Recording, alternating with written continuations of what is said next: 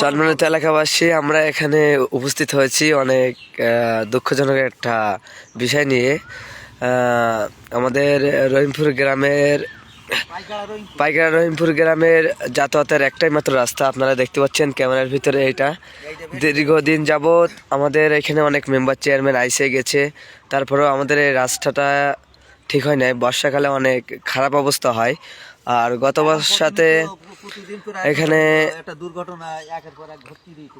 আমাদের এখানে অনেক দুর্ঘটনা হয়। এই বিষয়ে আমরা নিজেরা উদ্যোগ নিয়েছি যে এটা পাকা করে একবারে নতুন রাস্তাটা সংস্কার করব। এখন আমাদের এখানে আমাদের মিস্ত্রি আছে শফিকুল কাকু, তিনি কথা বলবেন যে এখানে কত টাকার মতন খরচ হবে এবং কিভাবে করলে এই রাস্তাটা অনেক ভালো থাকে।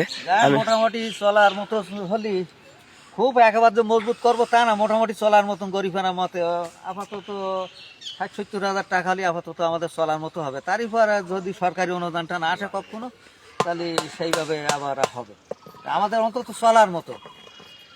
জি, আমাদের এখানে কি দুর্ঘটনা কি প্রতিনিয়ত হচ্ছে নাকি? একেবারে বড় দুর্ঘটনা তা না, একটা ভ্যান যাচ্ছে জাতি দেখা যাচ্ছে কাটিয়ে পড়িয়ে গেছে, বাচ্চা কাচ্চা না যাচ্ছে, তারপর মাল মাত্রানে যাচ্ছে। একজন মানুষ যদি ভ্যানে যায় তাহলে সে ভ্যানে জাতি গেলেও তার অনেক সমস্যা।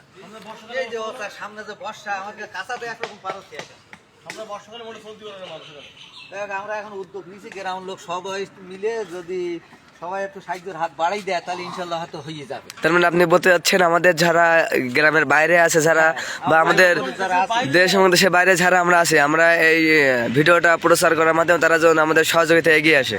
হ্যাঁ, সবাই যদি সহযোগিতা এগিয়ে আসে তাহলে ইনশাল্লাহ আমরা আল্লাহর রহমতে কাজটা শেষ নামাজ পারবো।